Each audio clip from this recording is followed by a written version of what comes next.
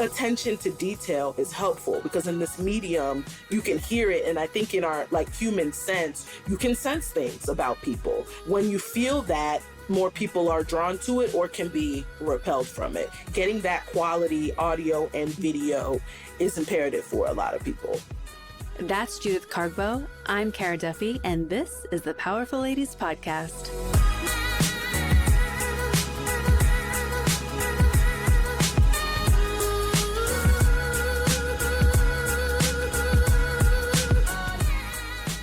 Well, I am so excited to be talking to you this morning. Everyone that Jordan has introduced me to in her life in general, but definitely since she's been in the podcasting space in LA, have just been such nice people, first and foremost.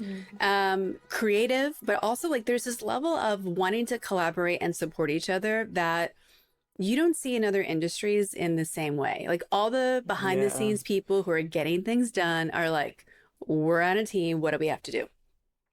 Yeah. Well, I will. Oh, go ahead. Finish. Forgive me. No, go ahead. No, I was so quick to talk because I think what you're speaking to, honestly, is the integrity and the love that comes from Jordan, right? Jordan is easy to work with. She is easy to love. She's super talented.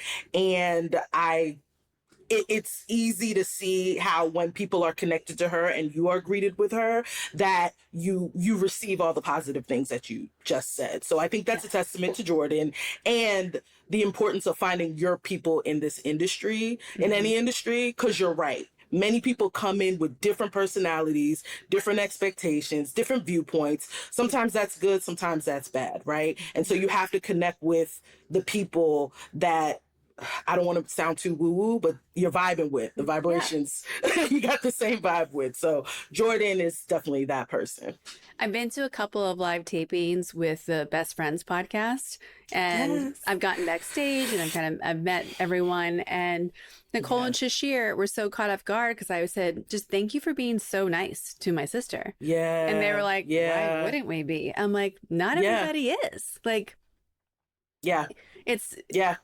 the stereotypes in Hollywood exist for a reason. And to them, they're like, why wouldn't we be? Like, you're a weirdo. I'm like, well, just take the thank you because it's not normal. She like loves working with them. Like, I'm like, just thank you. Thank you for, honoring who my sister is. Cause she's a badass. Like, I get her roped into, she's so funny. She's so funny and talented and smart. And I rope her into like all my crazy ideas, like many people do. And she's like, okay. So, well, let's tell everybody. It is, right? So let's tell everybody your name, where you are in the world, and what you're up to. Yeah, so I'm Judith Kargbo. I am currently right now in Los Angeles, California, specifically North Hollywood. And I am currently a senior producer at SiriusXM.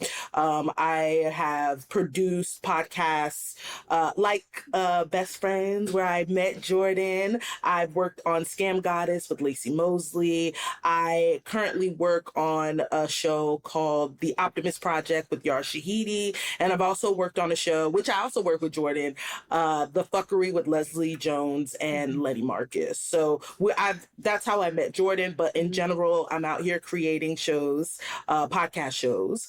I would love to create television shows. That's the real reason why I actually transitioned out here to be a television writer and still on that journey.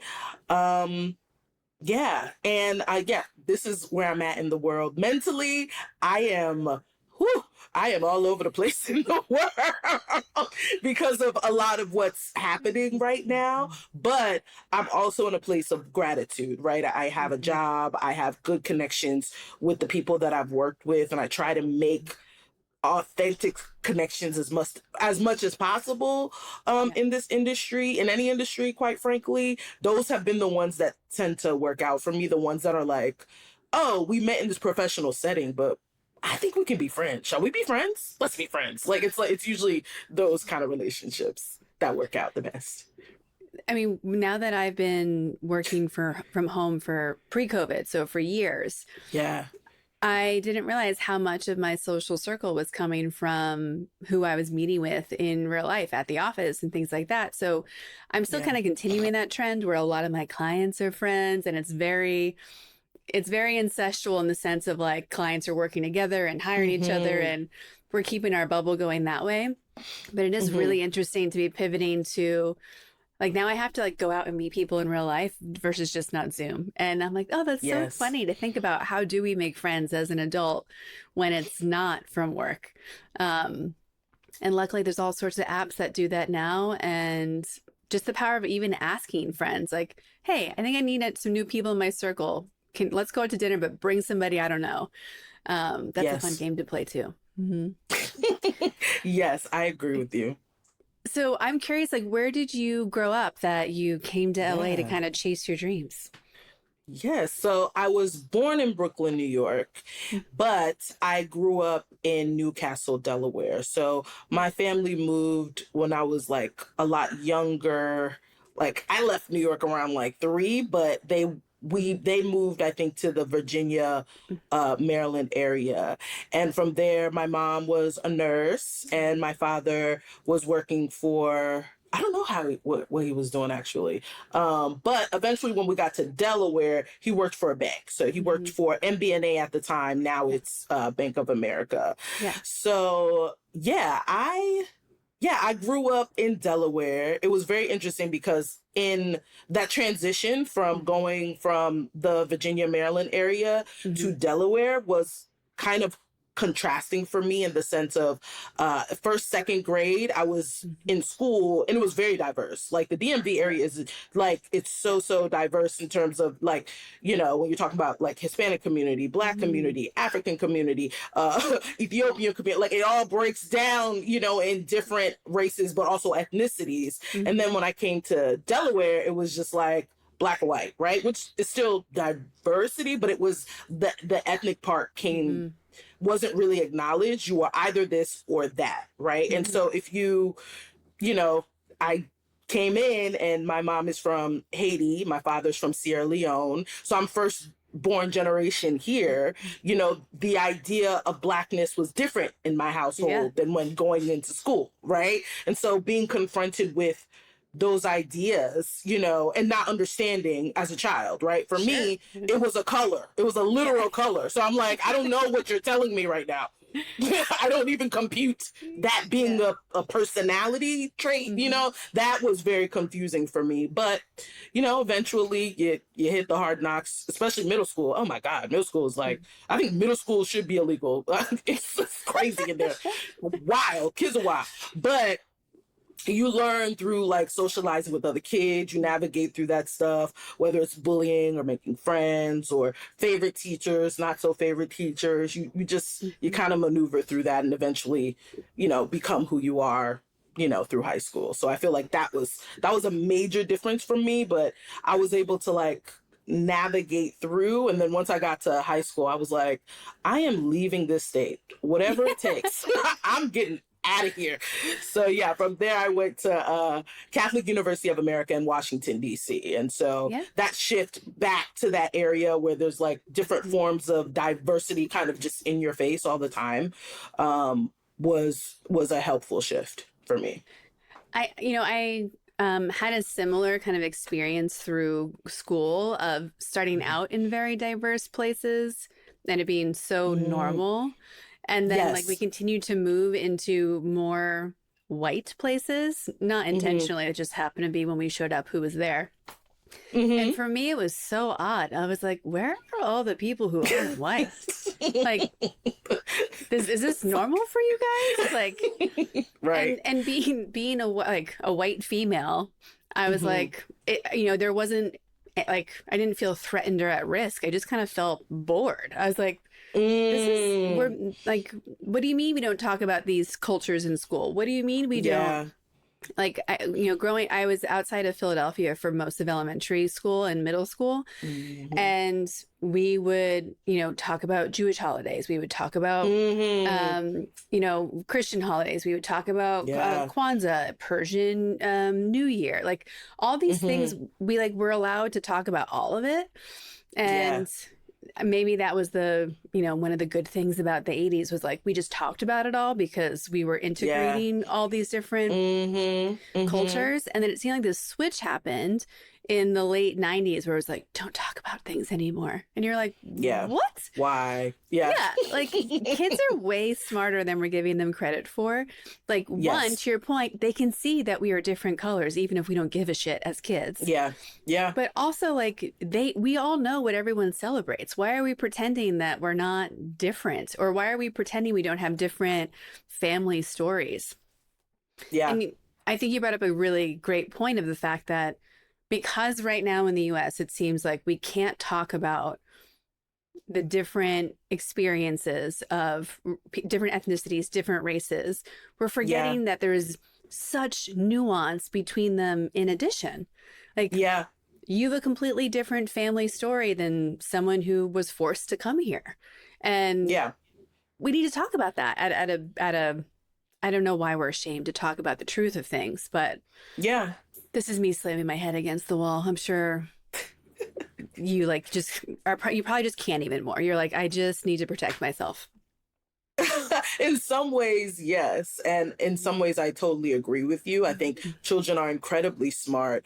And the thing that gets lost when we don't have that dialogue, that conversation, is context. Yeah. And I think people don't understand how to explain that context, but it's also kids are incredibly smart, and if you give them that, they can put that together and even make their own decisions, right? But even put things together in a way. So I think there's a lot of unfortunate fear in the conversation, unfortunately a lot of shame, unfortunately, in the conversation. And I think there's better ways to communicate that. Yeah, I think so too. I'm someone who just likes to pull the truth out and ask the hard questions and just talk about it anyway. I actually saw a post what I liked about, I consider Boston home at this point because that's where we finished high school. I went to college in Massachusetts, actually a school that did a lot of competitions with Catholic University, especially in basketball. So it was like a recurring rivalry between our men's basketball teams. But there was a woman posted a video how she went to a bar. It was like to have a drink before she went home. Only knew the bartender there, made friends with everyone else at the bar. They all got enrolled in her blind date she was going on. Everyone was talking about it. And I love that. I think when you grow up in the, at least for sure Boston, I think New York and the Northeast is like this a little bit too, where people talk to each other, strangers talk to each other. And they don't think twice about maybe asking questions that at least here on the West Coast you would never ask someone. There's a level of strangers get involved. And I think there's something about strangers getting involved and not being asking questions that would be horrifying to people on the West Coast. But there's something healthy about it. The places where we've been having dialogue about what is America since the 1600s, it kind of keeps going. I'm why did we stop doing that? The whole democracy is supposed to be based on dialogue, not ignoring the truth and then telling everyone to look over here instead. You're no. Yeah, well, I completely agree. Well, I want to come back to you because you are have this successful career in podcasting. You're working on some of these really incredible shows with really great hosts who are who are examples of why podcasting is great, because there's many people who have podcast shows that may not get options to tell their stories and talk to the people whose stories they want to tell otherwise. So podcasting has been great of bringing more diversity into media. And there's also so many things that still need to get better about that. So how do you, being in it, how do you what do you think the truth is about diversity in podcasting and where it needs to go? Yeah. Well, one, thank you for all those kind words about my career. One, the good thing about podcasting as it relates to diversity is the threshold, the entry for it to get in is low, right? Just need a mic. You need access to the internet, which a lot of us have. Some of us don't. We need to work on that. But you can, without any sort of backing from a corporate entity, backing from an entertainment production, you can do your podcast. You're a great example of that. You don't need anyone to tell you. You had a vision, you had a plan, you're setting it up, you've done it, you're doing it, right? And you can build your audience from there, right? So you get so many different types of people doing that. So I think that's a great thing about podcasting and the evolution of it.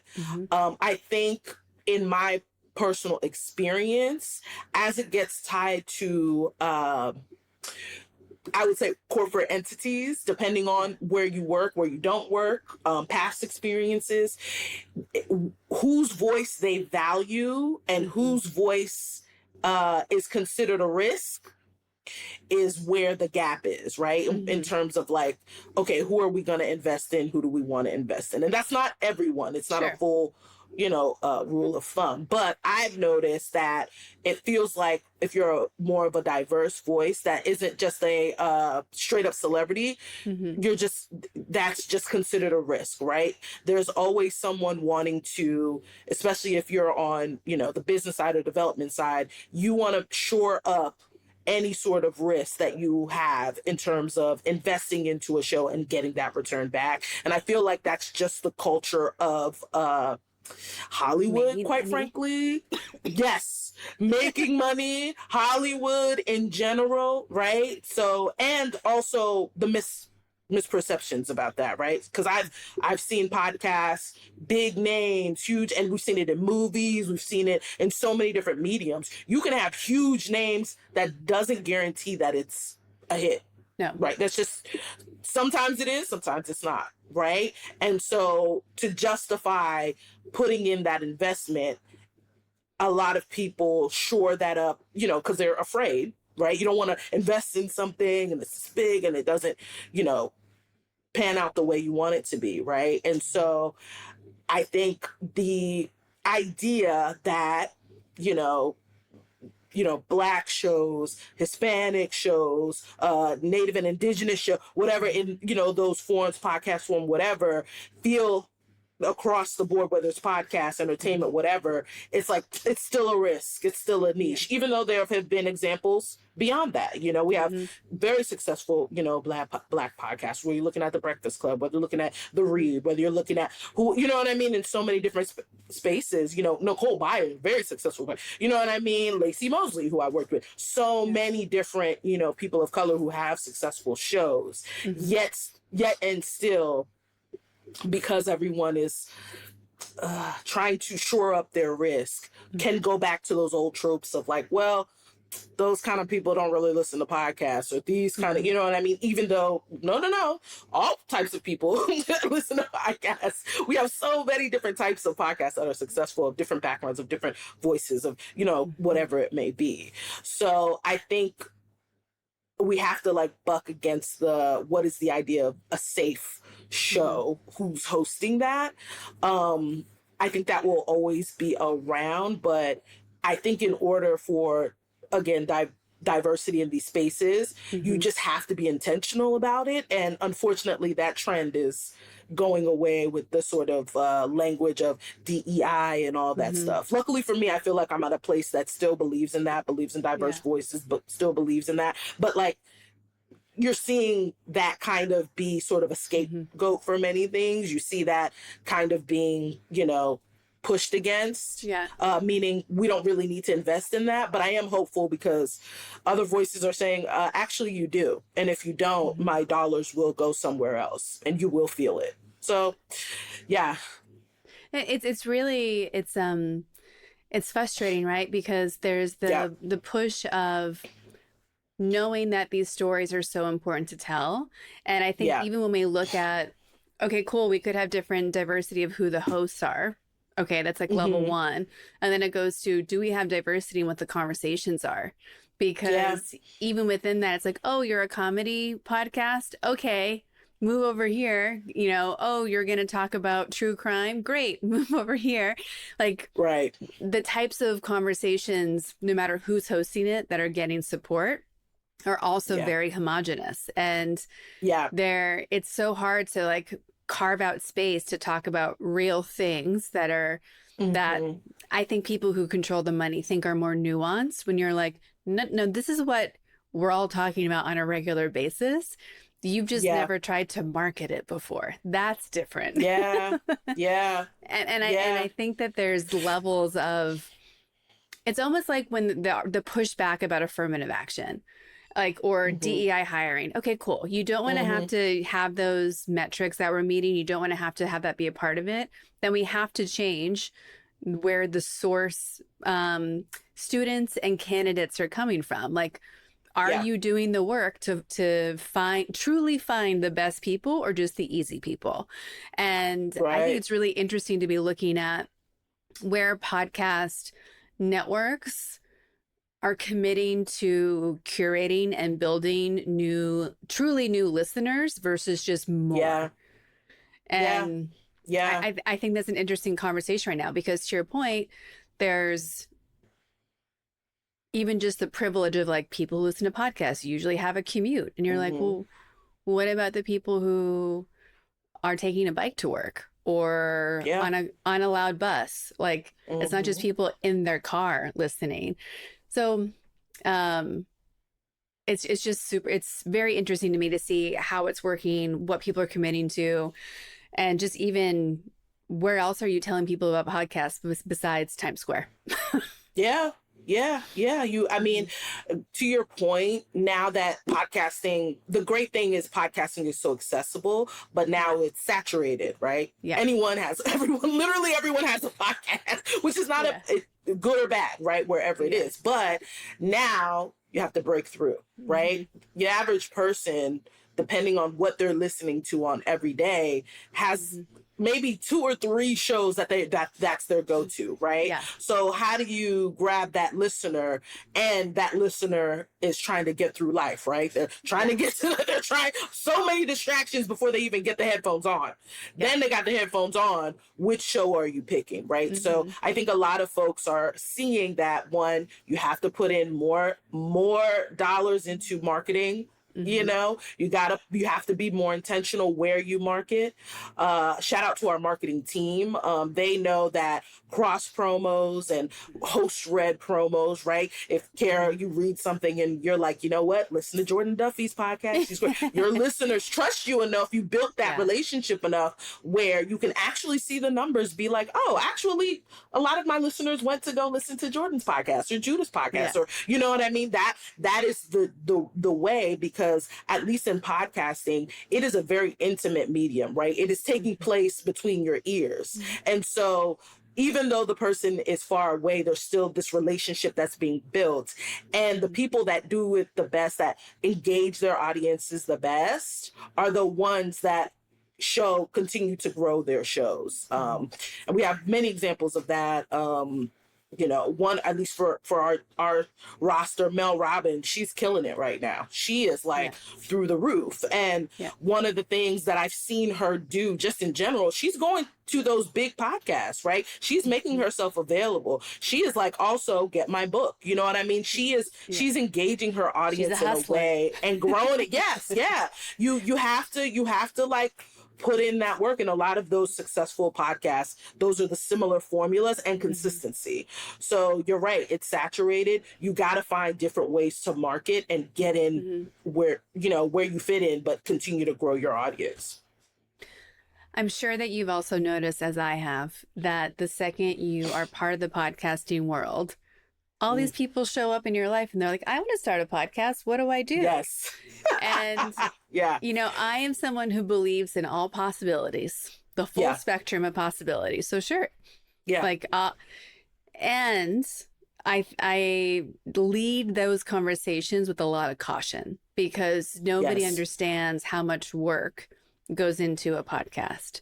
So if someone's out there thinking, ooh, like, this sounds fun, like Kara and Judith are just having a great morning together, I want to Yeah. do that. Yeah. What advice do you give people to really assess if podcasting is something that they should put time and effort and money into? Yeah, no, that's a great question. And I'm glad you like acknowledge the work that goes into it. I think it's different when people consume things and don't understand what it takes to like make what you're consuming because it's so quick, it's so fast nowadays.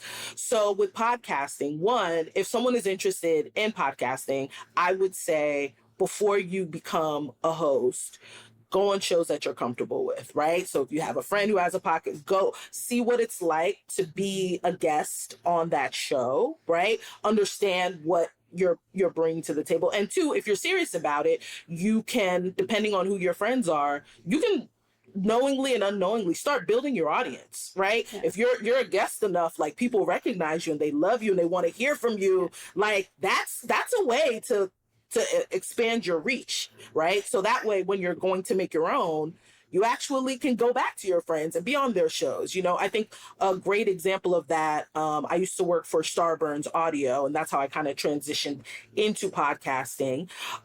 They were a podcasting network, and they were able to bring on the Miss Pat show. Miss Pat has a podcast called the Pat Down. She's a hilarious comedian, a great perspective. She's like, she can say all the politically incorrect things, and I'm cracking up, right? I could never say them. I would be locked away somewhere. She can say them and it is hilarious, right? And she has a serious, like she has been through the mud. Like she has her own story, a book again.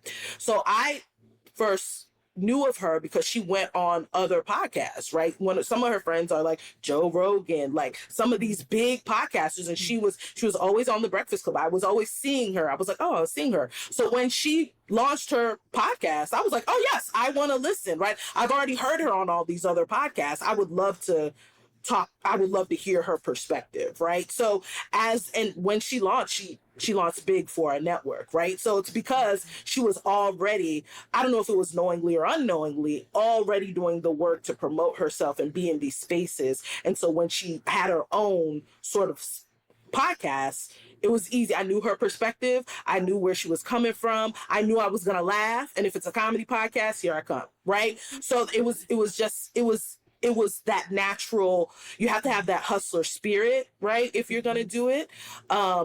If you don't know production, it's a low bar. You don't have to know everything. So if you do want to learn a little bit understanding of the production and the audio and everything, understand that editing takes time. So if you're going to be an editor, whether video or audio, you have to make space for that time and really evaluate your bandwidth. And if you real with yourself, you say, yes, I have the bandwidth to do that, create that time. And if you don't, then that's okay. We have producers, we have audio editors, we have, you know what I mean? So then it's like, okay, if you're going to do that, how much are you willing to invest and pay these people for their skills? And what kind of workflow are you going to put in your place for you to keep going, right? So depending if it's a seasonal or continual, you need to make sure that you have the support that you need, whether it's, okay, who's going to be the audio engineer? Is it me? Is it someone else? Who's going to be the video engineer and editor? Is it me? Is it someone else? Are we going to be consistent every week? If we are going to be consistent every week, what does my life look like so I can make the time to interview people or to talk to my friends, right? So as much as like a lot of people do it, it's easy peasy. Other people are in different places, right? I don't have any children, but my God, anybody who has one child doing anything else, I lift you up. I pray for you. You're probably killing it, but it is a lot of work, like depending on what your life looks like. So you have to be real with yourself. You have to figure out what time I need to put aside. You have to figure out what help will I need. And you also have to understand, what does success look like to you? Right? Are you doing this podcast so you can be a star and you can get all the clicks and whoop, whoop, whoop? If that's the case, I don't know that usually it's a long game, right? You're going to be building that up, right? And even though for some people it may look like overnight success, and maybe it is. Some people do have overnight success. I'm not going to poo-poo on that, and I am going to speak that on whoever's life who wants that. But usually it's a long game. right? Usually it takes a long time to build your audience, and you have to evaluate your commitment to going that long. You also have to evaluate your business model. If you're doing this and you're putting a lot of work in and you're expecting money back, make sure you know what that business, whether it's ad dollars, whether it's sponsors, do you know how to set that up? Do you know what I mean? Start educating yourself, knowing what that is. And what if it's that's okay. There are many people who started podcasts and didn't want to do that, and they started it again. It's okay. That's okay too. But don't be so quick. If you have an expectation that you want to get money from this, look at your business model, understand how you're going to get that money, and try to connect with the people so that you can set that up for yourself and try and achieve that goal, right? And know that you're the author and finisher of your podcast journey, right? It's okay. I started a podcast and then I stopped because I was like, I'm tired. I can't do this no more. And that's okay. Like it's fine. Other people are like, no, I have a vision. I have a voice. I have a perspective. I'm going to keep going. Those people, I'm like, shit, I'm in. Like, but that it all depends on your vision, what you want, but make sure you research on the time, the resources that you need to do it, and evaluate where you are in your life so that you can meet those expectations and goals for yourself. Yeah, I think that everyone, to your point, significantly underestimates the time and how many hours go into even a 45-minute show. It's hours of inviting people, getting people to say yes, coordinating with them. It's hours of editing. It's hours of formatting and prepping. It's hours of marketing. There's like, I would guess in the Powerful Ladies world that for every hour we record, there's at least 6 other hours that go into each episode. At least. That's like when it's smooth. And like we've had episodes that have been, for whatever reason, turned into a little bit of a shit show, like bad audio, or we like someone kept interrupting the session on the guest side and we had to like chop everything up, and that takes forever because you're seaming it back together so it's smooth. There's a lot that goes into it. And I also think in underestimating the hours, I think it's a easy entry point for people who want to just jump in and start. But the making it into an actual media component, like the storytelling, the journalism, the pacing, like thinking about how people actually consume it. And, can you get your topic discussed at a fast enough clip in 20 minutes, or do you need 45?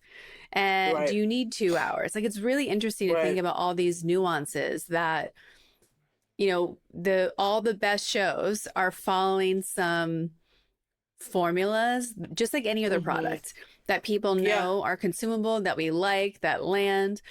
And there's a lot more of that psychology component that I think people also kind of skip over. Because the easy part is sitting down with someone you like and talking. That's easy. Right. Hit record. Cool. If you have good mics, it'll sound great. Fine. Right. Even if it sounds all over the place. But there's a lot of layers. And I think like many businesses too, just because you build it doesn't mean anyone's going to come. So 100%. The building your audience comes before you can make money often. And I think people don't realize how many people are using their podcast for marketing purposes, which is an investment and not a revenue generator. Very different. Because when you were mentioning Mel Robbins, you're like, oh, she's selling her book. Oh, she's selling something else. Like she's being successful as a podcaster because of everything she built prior to as well. But it's one thing in her funnel that's kind of like they're all compounding with each other at this point because of the work she's done for every piece of her value ladder. But yeah, I mean, it also is what makes me really proud about this podcast, because what is it, like less than 3% of podcasts ever cross over the 300 episode mark? And it's bananas. Like, but there's so much like grit and determination, and like you got to keep doing it anyway. There are days you wake up and I'm like, oh, do I want to do a podcast today? And then I'll be grumpy, and then I'll get there and be like, I love this. I love these people. What was I all? But like, it's like anything else. It becomes Some days it's a job and some days it's fun. So 100%. I think like anything good, like what does your grit and determination look like? Yes, 100%. And the consistency. I think you got to where you are because you kept doing it. I knew when it was like, this is the date and time I record. I was like, boop, easy peasy. I already knew, right? So like, I already knew. I was like, okay, we're ready to go. Because once you know once you're doing it consistently, you set up a workflow for yourself. That's how you make it easier for yourself. So yeah. No, and plus it's not the only thing we're doing. Like, yes, I have 3 businesses I'm running. The recording the podcast is like step 4 out of 20 to make the podcast. Yeah. So we have to, like, we're so structured about where everything goes and what the handoff is. And you like, we have such a small team. We're independent. We're not on a network, but there's still anywhere between 3 to 5 people that touch each episode, depending on where we are. And like, people can be very generous for very long, but I got to pay all these people who are touching it. Yeah. So it can be, there's a lot of steps and a lot of things that go into it, especially when you're committed to making something that's quality. I'm part of the, one of many reasons I'm so thankful for Jordan is that she is such a perfectionist about the audio to the point now that I am so bougie about audio at this point because of her. And I will sometimes listen to celebrity podcasts or like a podcast that's like blowing up. And I listen to one episode. I can't even make it through 15 minutes. I'm like, who is their audio engineer? Who allowed this sound to be happening? 1000%. Yeah, I totally agree with you. Jordan has stepped my audio tastes up for sure, and it comes from like knowledge, and we live in a society where you get feedback very quickly. Like, I've read a couple comments where it's like, did y'all master and mix this? And I'm like, not this teacher calling us out, my God. But that is the people know what quality is. People knows what it sounds like when you have a good mix. People knows what it sounds like when you're authentic. People knows what it sounds like when you're tired. People knows what it sounds. They know what it sounds like when you're not engaged. You know what I mean? So that attention to detail is helpful because in this medium you can hear it, and I think in our like human sense you can sense things about people. You can sense it, and so when you feel that, more people are drawn to it or can be repelled from it. So yeah, attention to detail about that audio quality, even though we are moving into a lot of video, you know what I mean? It's a big shift in podcasting. It's been happening for a while, but even that, getting that quality audio and video is imperative for a lot of people.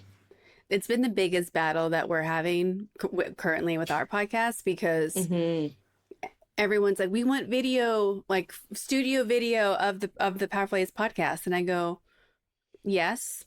And I'm happy to make that investment when we hit certain metrics. So we're working really hard to hit those metrics, but layering on high quality video can like 10x the cost of every episode. Yep.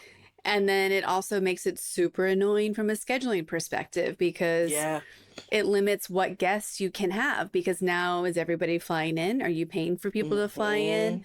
We talk to women all over the globe. So, we've talked to a woman on a boat before, for crying out loud. And like the Zoom video isn't good enough to like make it a video podcast. It's good for marketing. It's good for short clips. But to really have that studio level podcast, it would completely change who we get, how quickly we can get them. What, like, and not even the cost. Like, it's almost just like logistically, it shifts everything. And so I think it's really interesting what podcasts are just like, no, we're just going to be audio forever. We like showing up, no makeup, pajamas, whenever we need to, wherever we need to. And that's, I mean, I get ready. I put clothes on because we do use this video for things. But it's so nice to be, for anyone in the world to be able to say yes. Because to me, the conversation is more important than the video part still. And maybe maybe this is me being old school with my podcasting approach. But yeah, it's a big battle right now. We've been talking to networks, we've been talking to different sponsors, and it keeps coming up. And I'm like, cool, if you guys are going to pay for it, we can talk about it. But until you're paying for it, like we just, it's such an investment. Yeah, it's a huge investment in time. And I think a lot of people are trying to figure out what are the costs, benefits, if that is the push, right? And also knowing that some guests, listen, I woke up this morning, I knew I was going to be on a podcast. I said, let me put these lashes on. Let me hit the girls up with a fake lash, okay?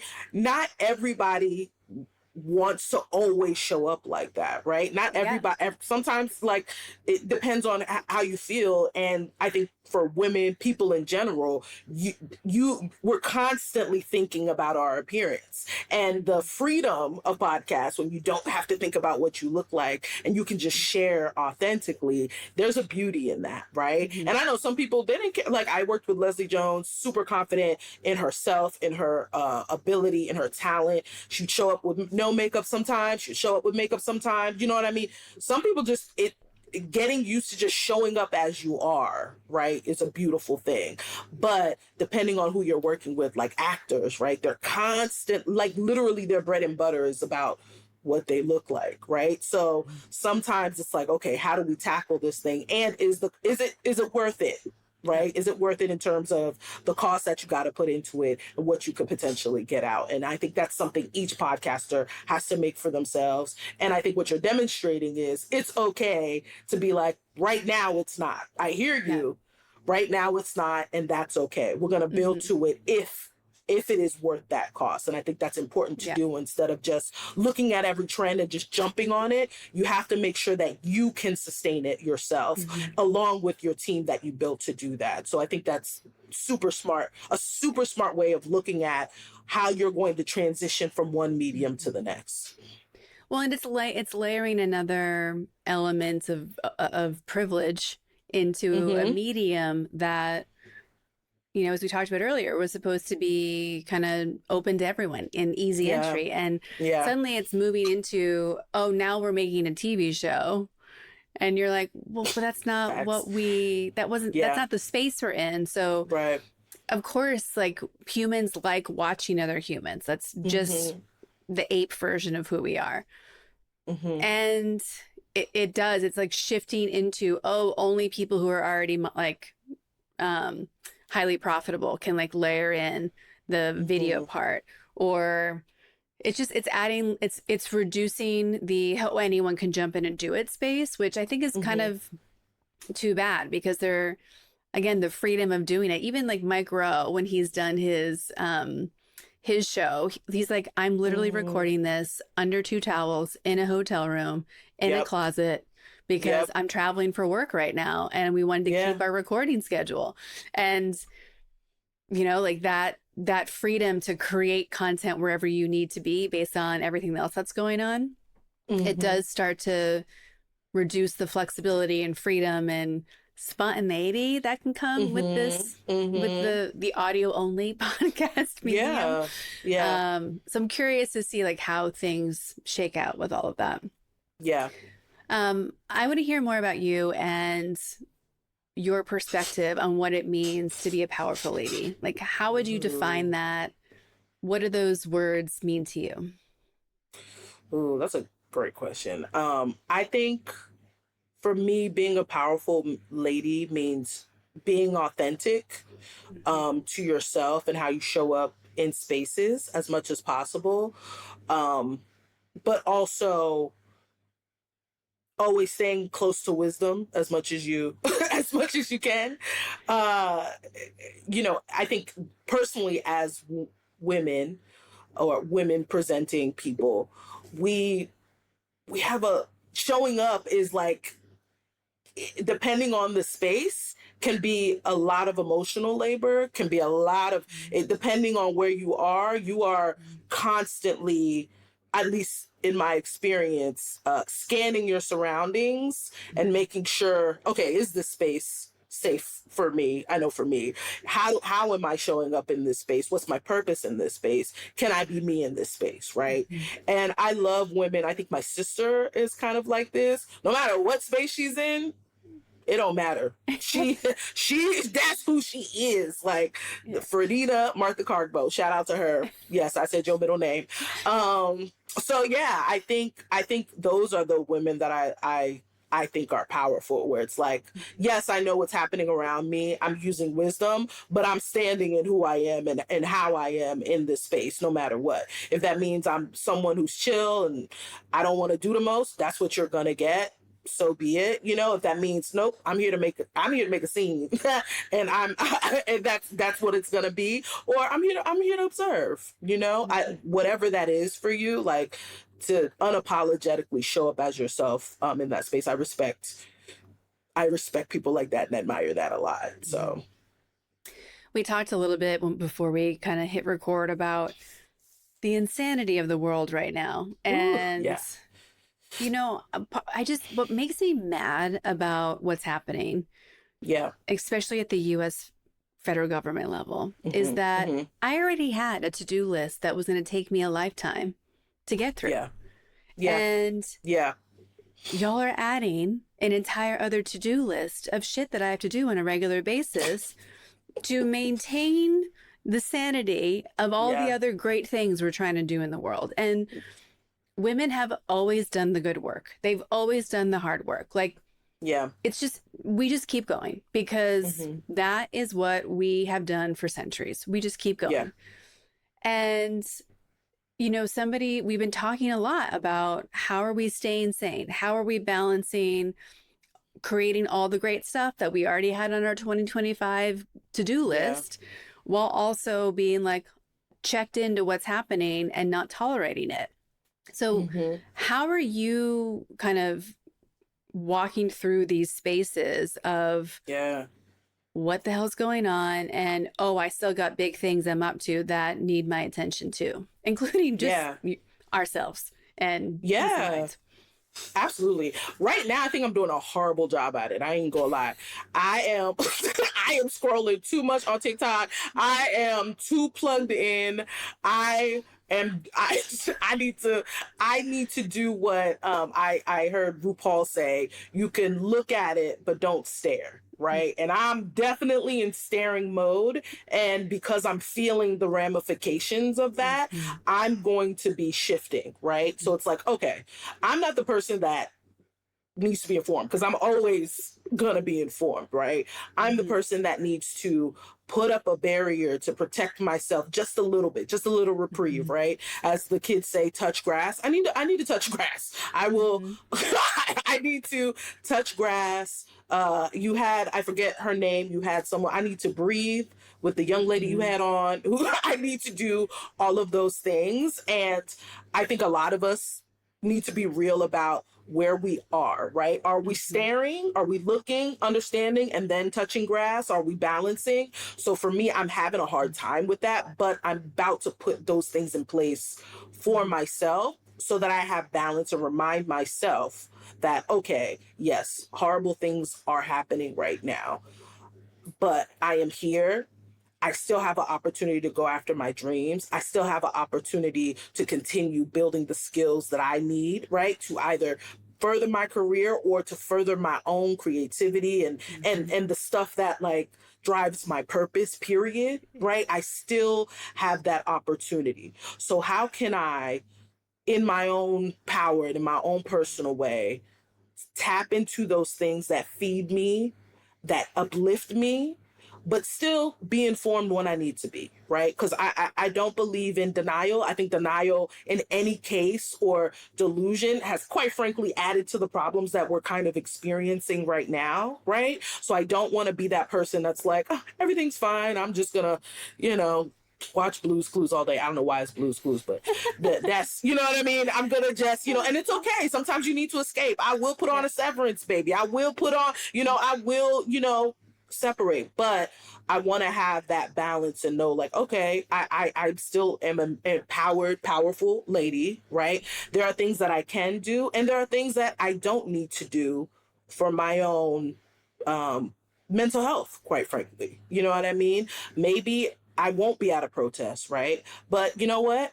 I haven't been to Target for a long time, right? There are different ways that we can show up to protect ourselves and really invest in ourselves and still be acknowledged, okay, this is what's happening in the world. Maybe I need to, put some more dollars away right now because these tariffs are making this economy look crazy, right? Maybe I need to be more intentional about the products that I buy, right? Maybe if you want to even be positive about that. It's like, you know what? I've always loved Costco. I'm going to pull up at Costco anyway. You know what I mean? I'm going to continue to give positive affirmation to the things I do like, right? Instead of like, I don't like this, but I do like this. So I'm going to invest in that, right? I'm going to invest in myself in this way, right? And for some people, it's different, right? Some people right now, they got a fire in them, and they need, if that's you and you have that capacity, go to the town halls, right? Go to, you know what I mean? Sign up for whatever you know what I mean? Show up, start talking. If you have that fire, if you have that bandwidth, and if you don't have that bandwidth, that's okay. It's crazy right now. You might need to touch grass with me. We might all need to just go touch grass and mind our business and go back or be intentional. You know what I mean? That is okay, and I'm trying to remember for myself, like, we're all trying our best right now. I want to, the grace that I need, I want to give to my other fellow man, human being, because there's this culture of cruelty that is really, really popular right now. And it's not healthy for us as in human beings. I'm just talking about human beings. It is not healthy for us to be cruel to one another all the time. It is just, it's not. Yes, maybe in some places it'll get you the best engagement. And yes, it may make you viral, but when it comes to mental, emotional, physical, it is not good for us to just be okay to be harmful. No, we're supposed to be in community with one another, despite what things that we prove to be successful. So transparency, I'm not doing good at it, but I plan on putting things in place so that I can see it, but still invest in myself, so I'm not so weary and sad, right? Like, what's happening is sad, straight up. It's scary. It is harmful. And if you're feeling those feelings, it makes complete sense, right? And it's up to you how you want to show up and deal with those things. But all of us deserve to feel joy and love and safety. You know what I mean? All of us deserve to have access to, like, our economic needs, right? All of us deserve that. So whichever way you can do that for yourself, and if you have the bandwidth to step in where you think you need to fight and you think you need to do that, and make sure you have that community to protect you, so that we're not in this. You don't feel like you're in this alone, because I think loneliness and that thing that will take you out before anything else if you're not careful with that. Well, and I think sometimes we forget that not doing something, being a no, is resistance. Yes. Because it's easier to cut something out than to take a new action. So it's, when you see things that are happening, just be like, no. Like like, I saw a meme that kind of summarizes way more articulately than I'm going to right now. But they were like, listen, if you want to protest, be a 6-year-old. We're going to do this. No. Yeah. Nope. I'm just a no. I'm going to be a no the whole way through. I'm going to be super annoying about it. I'm just going to be a no. And I'm proud that so far 25% of Americans have shifted their shopping habits because of this. And so just not going to Target, not going to Amazon, like not buying and supporting, using our dollar to vote, in a sense, matters. And, there's so many, like, bookshop.org, like, I just made part of my daily habits. It's like, okay, we use our 5 call apps. We annoy everybody in Congress and who needs to know what we're thinking right now. This is not okay. And then I'm going to buy some banned books, and I'm going to go back about the rest of my day. Like, we have to minimize, we have to be informed. We have to contain it, and then we have to come back to, what am I doing to do what I know is the right thing right now? Because there's more of us than them. There's more people doing good things than not. And, you know, when there's like an element of like feeling like 2020 right now, where if you calm down and you're like, do I have shelter? Do I have food? Is my street safe? Like we always have to like minimize our perspective so much to rebuild that safety feeling, and then be like, okay, who in my neighborhood needs my help today? Who in my family or friend group needs my help today? Because sometimes it is just checking on people and being like, hey, did you touch grass today?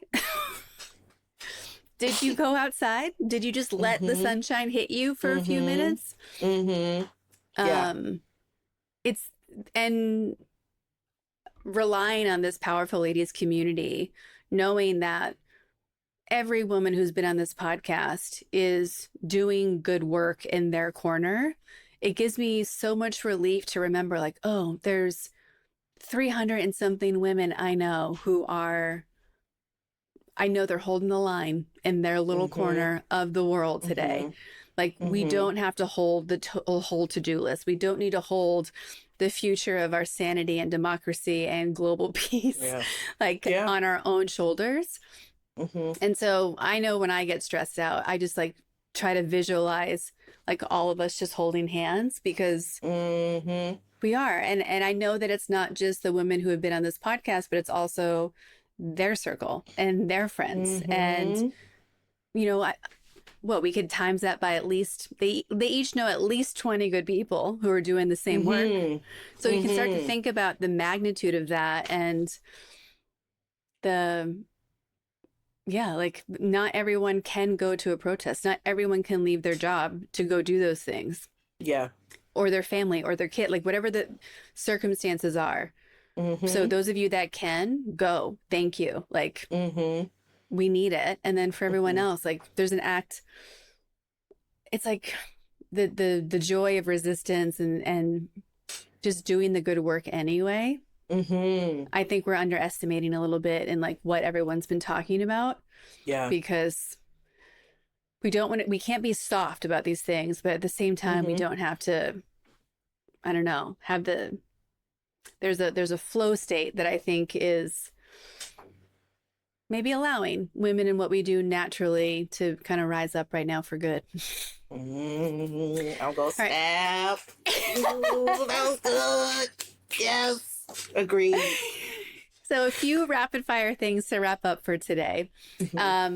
First is, you know, we ask everyone where you rate yourself on the powerful lady scale. If 0 is average everyday human and 10 is most powerful lady you can imagine, where would you rate yourself today and on an average day? Ooh, today I feel 8, but that's because I think I'm talking to you and I'm like, you know what? Yes, powerful lady. That's me. Yes. Depending on the day, I think it's more like a 7.5. Yeah, 7.5. But it just depends on transition. So yeah. If there is a woman like you out there listening to this, what do you want her to know today? Ooh. I want her to know that I love her. I really do. And I want the best for her. And I want to encourage her to do whatever she needs to do to empower herself and put herself on the purpose that she wants to go on. And it's okay if that changes. And she is in control of what it looks like. And it's okay if it doesn't look like what she thought it would be. But as long as she is going on that journey, she is protecting herself, she is, you know, going to brunch, she is living her best life. As long as she is in control of what she wants to do, then that is all that matters. So yeah. This is a powerful, connected community. What is something on your to-do list, your manifest list, your wish list, big, small, that you would like to ask this group to help you with? Ooh. You know what? That is a wonderful question. I'm like stupefied. Even I was listening to other, I was like, she's gonna ask this question, and here I am like, what is the thing? Yes, for this powerful ladies group, I would love to connect with folks who are writing, who are in the writer's room, who want to create TV shows. I believe that is my passion. I am grateful to be able to do storytelling in podcast form and to help others do that. And I would love to do that in television form. And I would love to either be in the writer's room or develop shows that I think are reflective of who we are as a society, and just to bring those stories to light. So yes, anyone out there who would love to connect with me, I'm sure at the end I'll give, all the ways to contact with me, but I would love to do that. Well, that was my next question for everyone who's now on your team and can't wait to be friends. How can they find, follow, and support you? Yeah, Judith Kargbo on LinkedIn. On Instagram, I am jkargbo13, so feel free to follow me there. I am not that active on TikTok. I'm just a voyeur. I'm just over there tapping and sending love to everybody. So those are the two places you can find me. And I will give you even all that information if you want to put in your description as well, so that people can get it there. We always do. We put all the things so they can find you at thepowerfulladies.com. Yes. Yay. Well, thank you for waking up bright and early to hang out with me today. I'm so glad Jordan connected us. I'm so glad that you are one of those women doing the good work out there in the world and holding the line. But just thank you so much. I'm really glad that we've been connected and that your sparkle is out there. It's made my morning. Thank you. I appreciate it. Thank you for having me on. And shout out to Jordan. Anyone who's listening to this, please support her. She is an amazing indie pop singer. I am going to be celebrating her this weekend. Her album will be coming out, and her single, Nights Like These. Check her out, Spotify, Apple. She is that girl. I love her so much.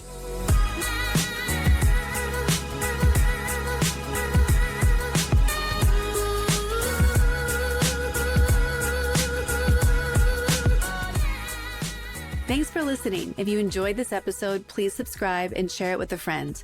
Head to thepowerfulladies.com where you can find all the links to connect with Judith and her podcast, as well as learn more about Powerful Ladies.